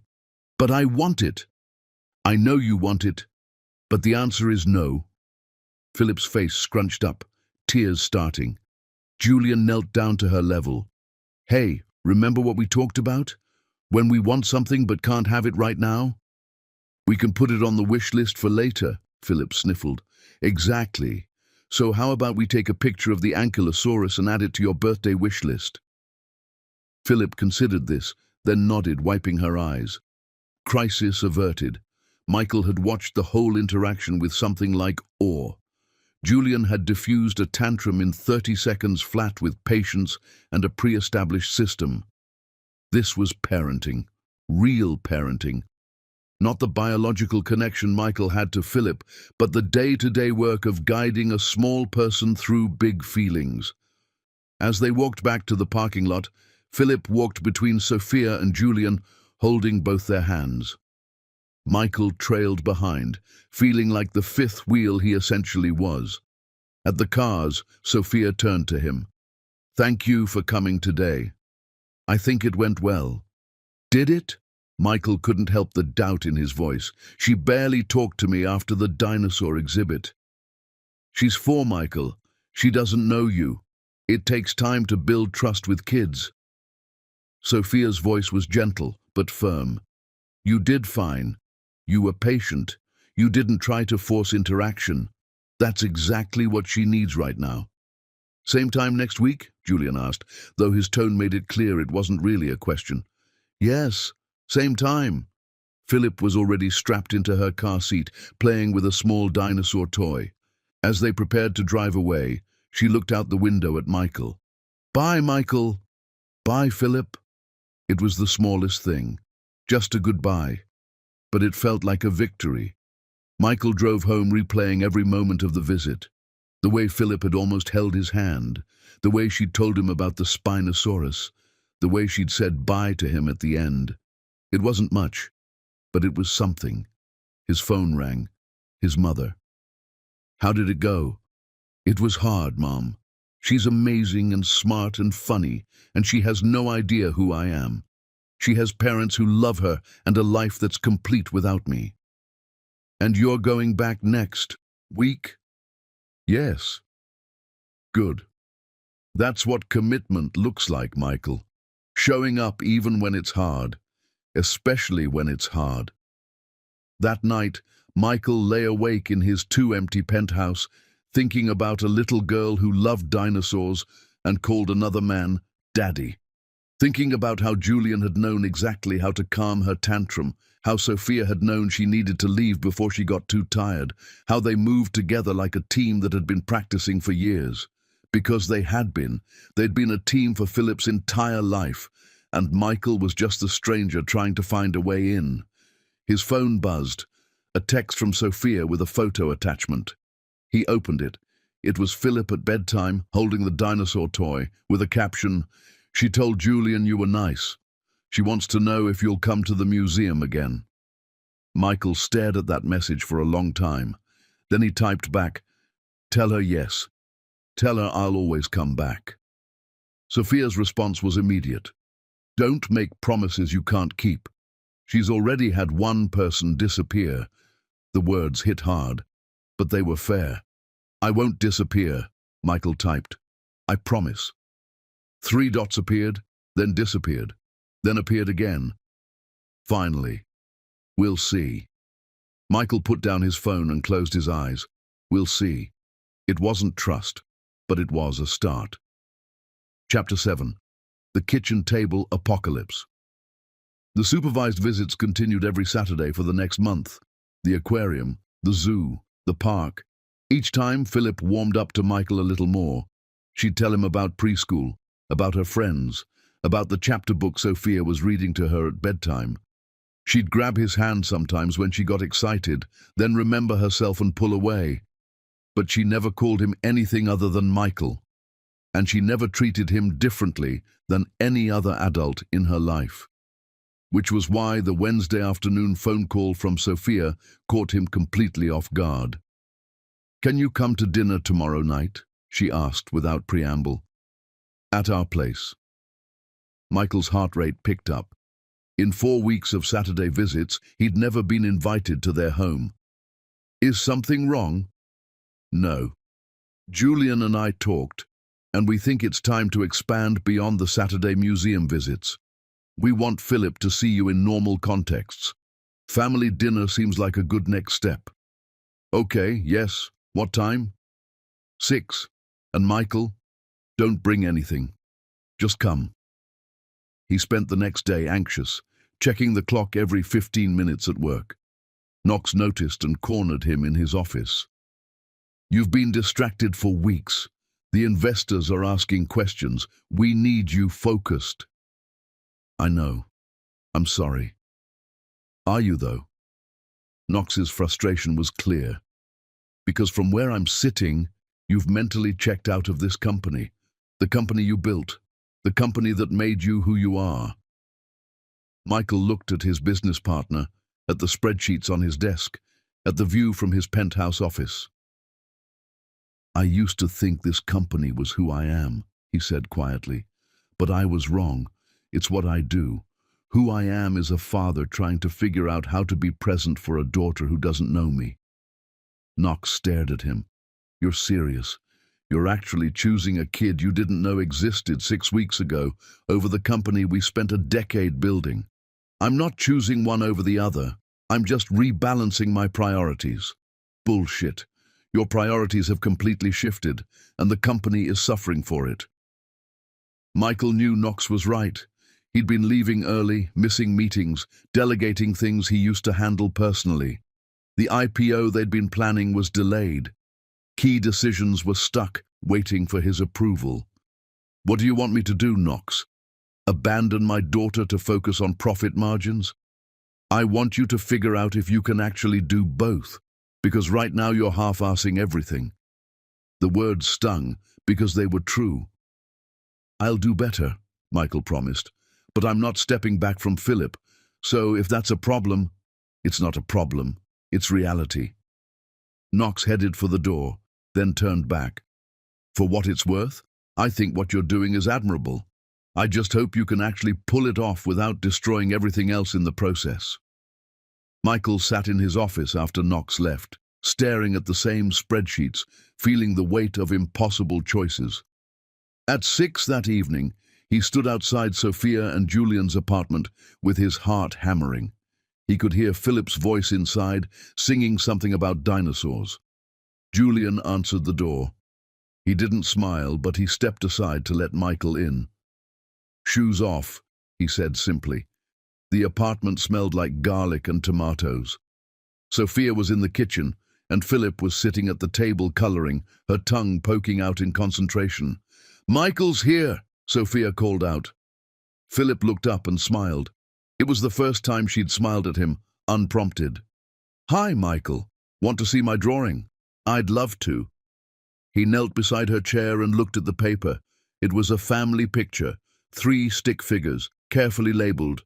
Mommy, Daddy, Philip, no 4th figure. "It's beautiful," Michael said, ignoring the ache in his chest. Dinner was spaghetti, which Philip ate enthusiastically, getting sauce all over her face. Conversation was stilted at first, all 4 of them trying too hard to act normal. But then, Philip started talking about her day at preschool, about how her friend Mason had brought a real butterfly cocoon for show and tell, and how the class was going to watch it turn into a butterfly. "That's called metamorphosis," Julian explained. "Metamorphosis," Philip repeated carefully. "The caterpillar makes itself a sleeping bag and then turns into a butterfly." "That's exactly right, sweetheart." Michael listened to them talk, watched the easy flow of their conversation, the shorthand that came from years of shared meals and bedtime stories. After dinner, Philip asked if she could watch 1 episode of her show before bath time. Sophia agreed, and Philip ran to turn on the TV, which left the 3 adults alone in the kitchen. "Coffee," Sophia offered. "Please." They sat at the small kitchen table, and the awkwardness returned. "She's doing well," Dr. Madden had reported in their last session. "No signs of distress.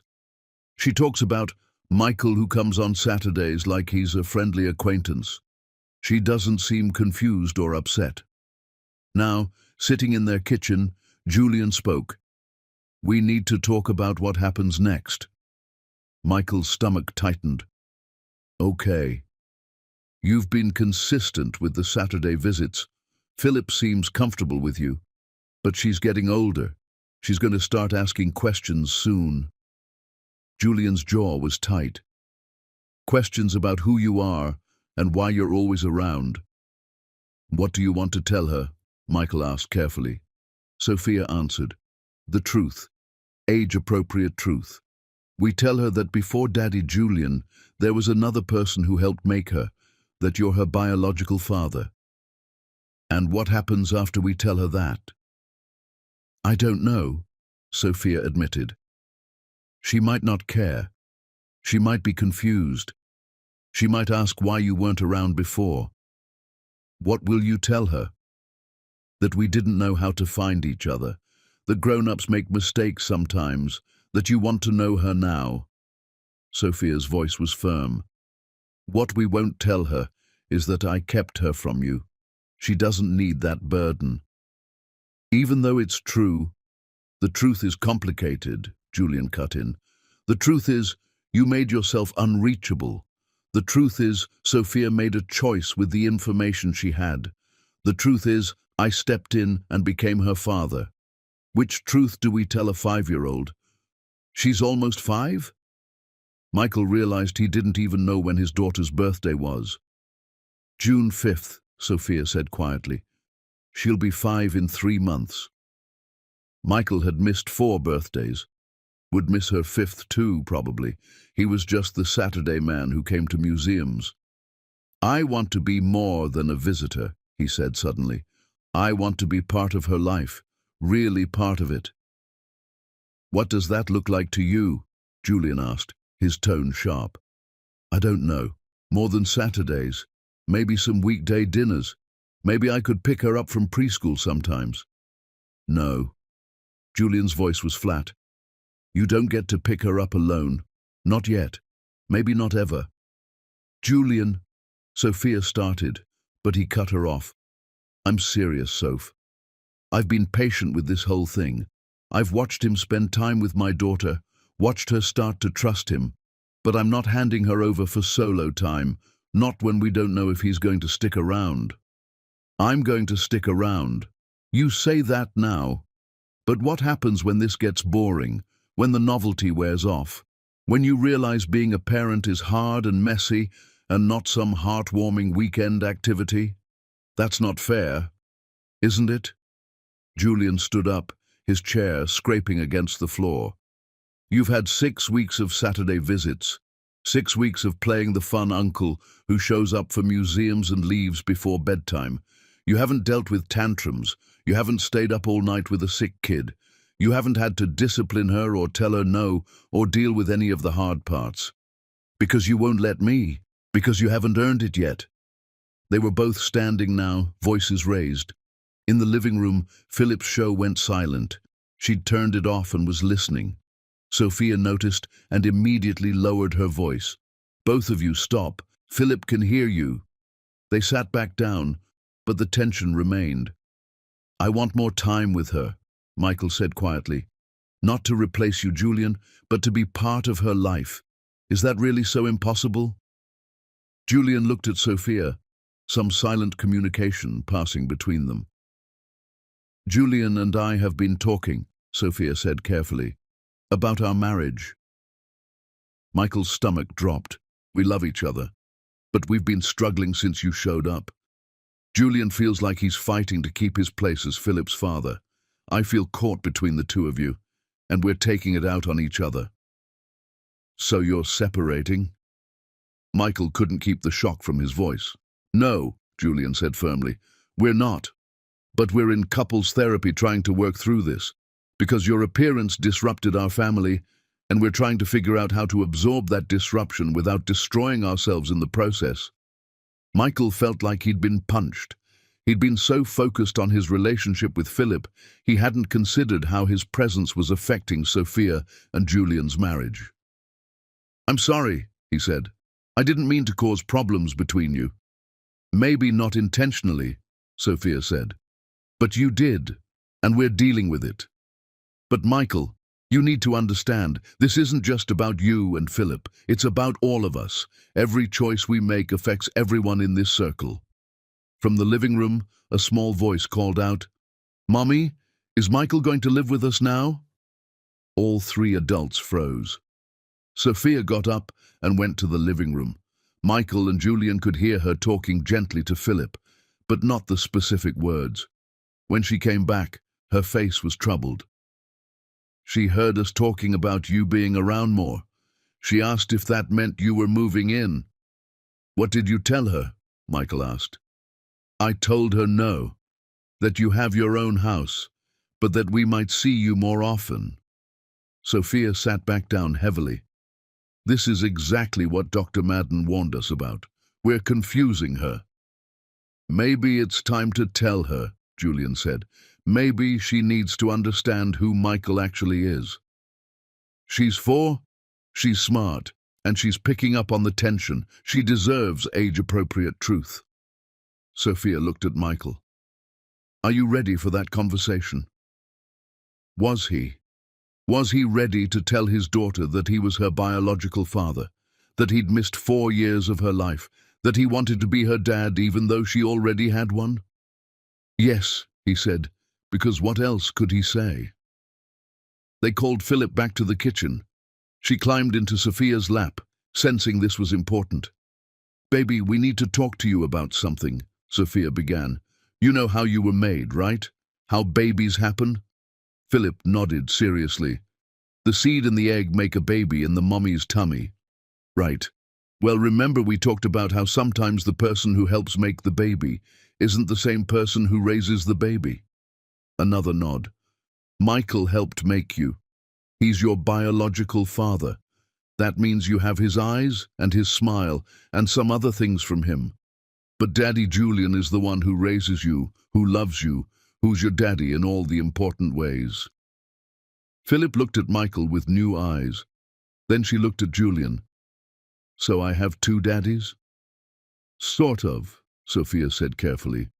Julian is your daddy. Michael is your biological father. Some kids have one parent, some have two, some have more. You're lucky because you have people who care about you. Philip processed this for a moment.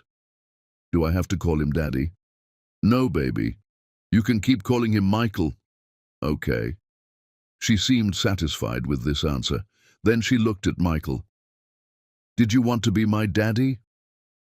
The question was so direct, so innocent, it took his breath away. I didn't know you existed, he said honestly. But the moment I found out about you, I wanted to know you. I wanted to be part of your life. Why weren't you around before? There it was, the question he'd been dreading. I made mistakes, he said simply. I wasn't there when I should have been. But I'm here now, and I'm going to keep being here. Philip nodded slowly, absorbing this. Can I still call Julian Daddy? Of course, sweetie. Julian's voice was rough. Okay. Can I go back to my show now?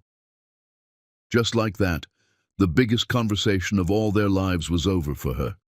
She'd gotten her answers, processed them through her 4-year-old logic, and moved on. The adults sat in stunned silence. That went better than I expected, Sophia finally said. She didn't even seem that interested, Michael observed. She's 4, Julian reminded him. To her, this is just another piece of information about her life, like how her friend Mason's parents are divorced, or how her teacher has 2 mommies instead of a mommy and daddy. Kids accept these things easier than adults do. Michael watched Philip through the doorway, settled back in front of her show, like nothing momentous had just happened. So what now? He asked. Sophia and Julian exchanged another look. Now we let it sink in, Sophia said. We answer her questions as they come up, and we keep doing what we're doing. Supervised visits, family dinners, building trust slowly. But no solo time, Julian added. Not yet. Michael nodded. It wasn't what he wanted, but it was more than he'd had before. As he left that night, Philip called out from the couch. Bye, Michael. See you Saturday. Not bye, biological father. Not bye, second daddy. Just Michael. And somehow, that felt right. Chapter 8. The Collapse Before Breakthrough. 3 months passed. 3 months of Saturday visits that became Wednesday dinners too. 3 months of Philip slowly, gradually accepting Michael as a fixture in her life. She'd tell him about preschool, show him her drawings, ask him to play dinosaurs with her. But she never called him Dad, never treated him differently than she treated any other adult in her life. And Michael was starting to realize that might never change. He was sitting in Dr. Madden's office for his individual therapy session when she asked the question that had been circling in his head. What if this is all you get, Michael? What if Philip never sees you as a father figure?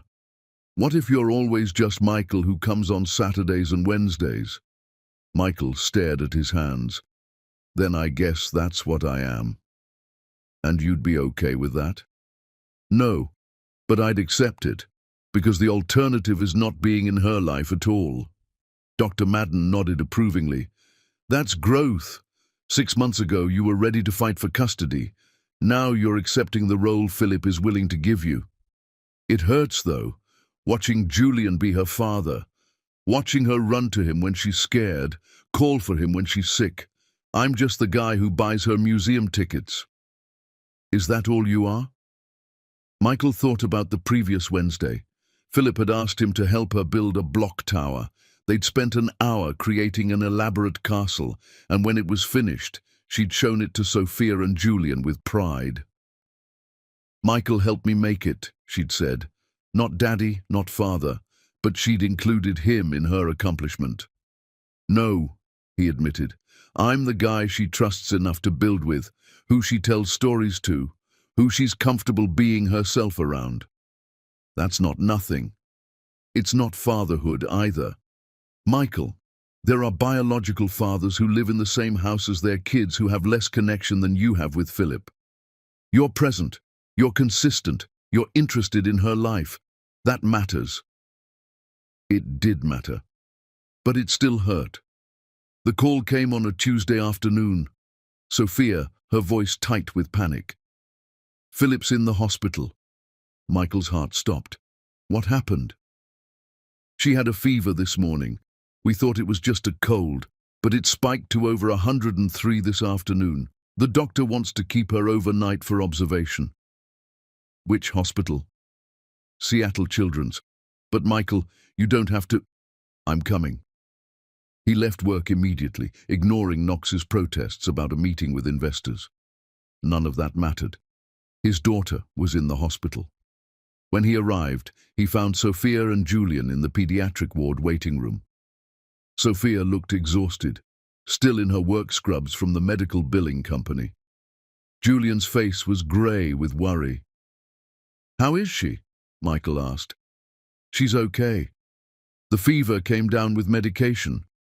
They're running tests to make sure it's nothing serious." Sophia's voice shook. "They think it's just a bad virus, but they want to watch her overnight." "Can I see her?" Sophia and Julian exchanged a look. "She's been asking for you," Sophia said quietly. "She wants her mommy and daddy and Michael." Michael's throat tightened. They walked to Philip's room together. She was in a hospital bed that looked way too big for her small body, an IV in her arm, looking small and scared. "Michael!" Her face lit up when she saw him. "You came!" "Of course I came, sweetheart. How are you feeling?" "My head hurts, and my tummy, and I don't like the poke in my arm." She pointed at the IV with a trembling lip. "I know, but it's helping you feel better." Julian sat on one side of the bed, Sophia on the other. Michael stood at the foot, the outsider even here. But then Philip held out her hand toward him. "You can sit on the bed too. There's room." Michael looked at Julian, who nodded slightly. He sat carefully on the edge of the bed, and Philip grabbed his hand with her free one. "I don't like hospitals," she whispered.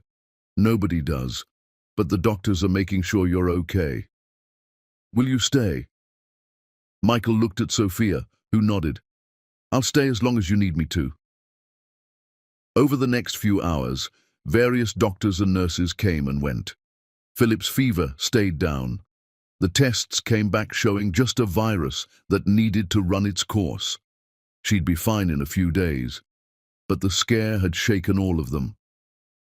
Around midnight, Philip finally fell asleep, still holding both Julian's hand and Michael's. Sophia had dozed off in the chair, exhausted from the adrenaline crash. Julian spoke quietly. "Thank you for coming." Michael looked at him surprised. "Of course I came. She's my daughter. Biologically, yes, but you could have stayed away. Could have said it wasn't your place." Julian looked at their daughter sleeping between them. "But you showed up. You keep showing up. I told you I wouldn't disappear." "I know, and I didn't believe you at first. I thought you'd get bored or overwhelmed or decide this was too hard." Julian's voice was rough. "But you've been here every single Saturday and Wednesday for 3 months. You've been patient with her. You haven't pushed for more than she can give. That's not nothing. It doesn't make me her father, though." "No, I'm her father." Julian said it without apology. "But Michael, you're something. I don't know what to call it yet. But you're something important to her." It was the closest thing to acceptance Julian had ever offered. They sat in silence, the two men who loved the same child, united in their worry. Around 2 in the morning, Geneva arrived. Sophia had texted her about Philip's hospitalization, and she'd driven straight over. "How is she?" Geneva whispered. "Sleeping. Fever's down. She's going to be fine." Geneva looked at the scene. Philip in the middle, holding both men's hands, Sophia asleep in the chair. "This is the strangest family I've ever seen," she observed. "Tell me about it," Julian muttered. but there was something almost warm in his voice. Philip was discharged the next afternoon with instructions to rest and drink fluids. As they prepared to leave, she looked up at Michael. "Will you come visit me while I'm sick?" "If your mum and dad say it's okay." Philip looked at Sophia and Julian expectantly. "You can come Thursday," Sophia said. "Bring soup from that place Philip likes." It was such a domestic request, such a family thing. "I'll be there." As Michael drove home that evening, he thought about Julian's words. "You're something." He wasn't Philip's father, might never be. But he was something. His phone rang. His mother. "How's Philip?" "She's okay, gonna be fine." "And how are you?" Michael thought about that. About sitting by his daughter's hospital bed holding her hand. About Julian acknowledging his place in Philip's life. About being trusted to bring soup. "I think I'm learning what it means to be present," he said finally, "even when I'm not the most important person in the room." Geneva was quiet for a moment. "That's called being a grown-up, Michael. Welcome to it." He laughed despite everything. "Yeah, it's harder than I thought.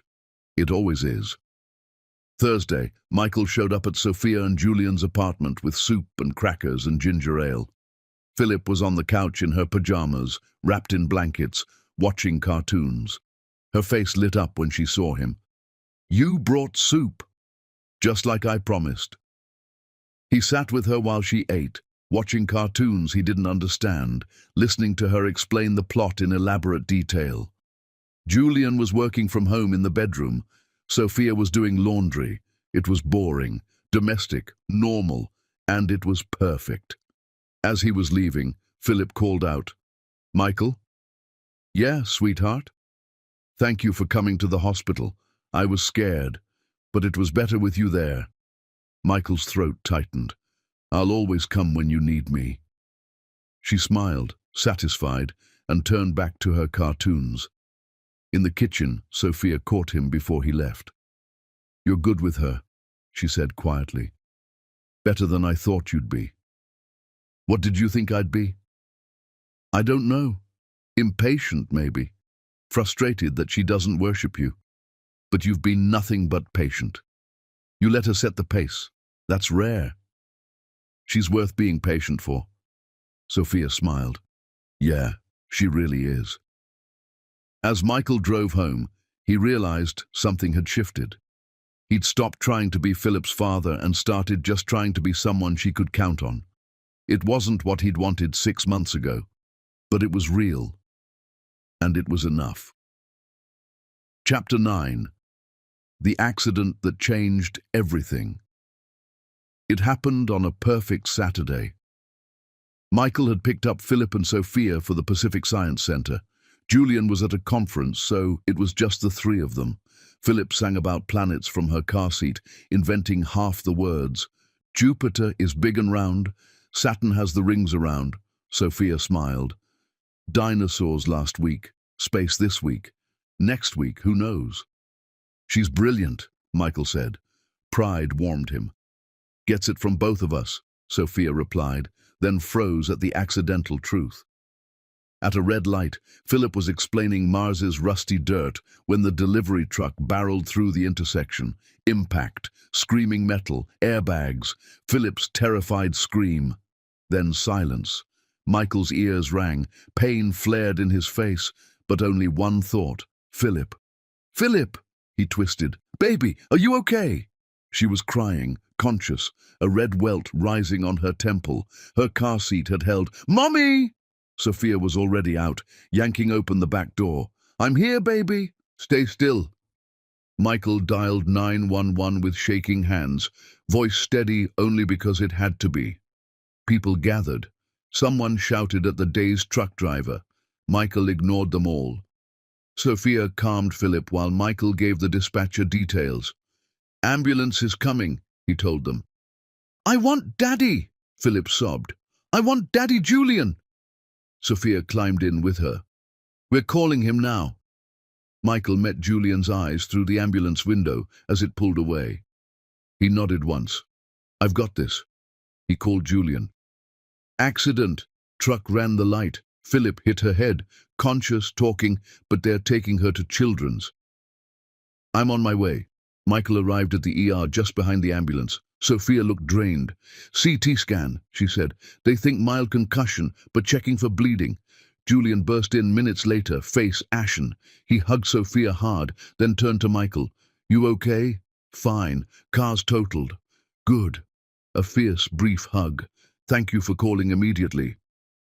Geneva and Ryder arrived soon after, the waiting area filled with people who loved one small girl. The doctor finally emerged. Clear CT, mild concussion, overnight observation. She's lucky. Relief crashed over them like a wave. In her room, Philip clung to Sophia and Julian, crying out the terror. Michael stayed by the door until her eyes found him. Michael, you okay too? His chest cracked open. I'm fine, sweetheart. Just worried about you. I'm okay. Doctor said my brain's just a little hurt. You were so brave. I was scared. Brave people get scared. They just keep going anyway. Did you get scared? More than ever. But you called the ambulance. Yeah. That was brave too. Later, drowsy and medicated, Philip looked at all three adults. Stay, all my people. They stayed. Julian on one side, Michael on the other, Sophia in the chair. Philip slept between the two men who loved her most, holding both their hands. At 2 a.m., with Sophia dozing, Julian spoke quietly across the bed. You keep showing up. That's what matters. Michael couldn't answer, past the lump in his throat. You're not her father, Julian said. I am. But you're something real to her now. Something important. Thank you. We're building something strange here. No name for it yet. But it's working. Michael looked at the sleeping child between them. I'll take it. Chapter 10. The beginning after the end. 6 months later. Michael waited outside Philip's preschool on his pickup Wednesday. When she spotted him, she ran full speed, backpack bouncing. Michael, we learned frogs can freeze solid and come back to life. That's wild. She grabbed his hand, chattering about amphibians all the way to the car. Pizza place with games, plain cheese for her, quarters for the claw machine. She won a purple dinosaur on the last try. Rex Jr., she declared. At drop-off, she hugged him tight. Mummy and Daddy are having a baby, she whispered. Secret until they tell everyone. But you're not everyone. That's amazing, sweetheart. Excited? Mostly. What if the baby's boring? Babies start boring, then they get fun. She nodded, satisfied. You'll still come on Wednesdays? Always. Good. I'd miss you. Upstairs, Sophia's hand rested on her small bump. Julian was home early. Philip ran to show them Rex Jr. The adults lingered in the living room. She told you? Sophia asked. Yeah. Congratulations. It doesn't change your time with her, Julian said. You've never missed a visit. That counts. She counts, Michael answered. After he left, a text from Sophia, photo of Philip introducing Rex Jr. to her stuffed animal council. Caption, she's still talking about dinner. Thank you for making her feel so loved. Michael replied, she's easy to love. And congratulations again, she'll be the best big sister. Sophia's response, thank you. For everything. For patience. For being exactly what she needed. He stared at the words a long time. He wasn't Dad. Julian was, and always would be. But he was Michael. Her Michael. The one who showed up every Wednesday and every other Saturday, without fail. It wasn't the role he'd imagined at that traffic light a year ago. It was better, because it was earned.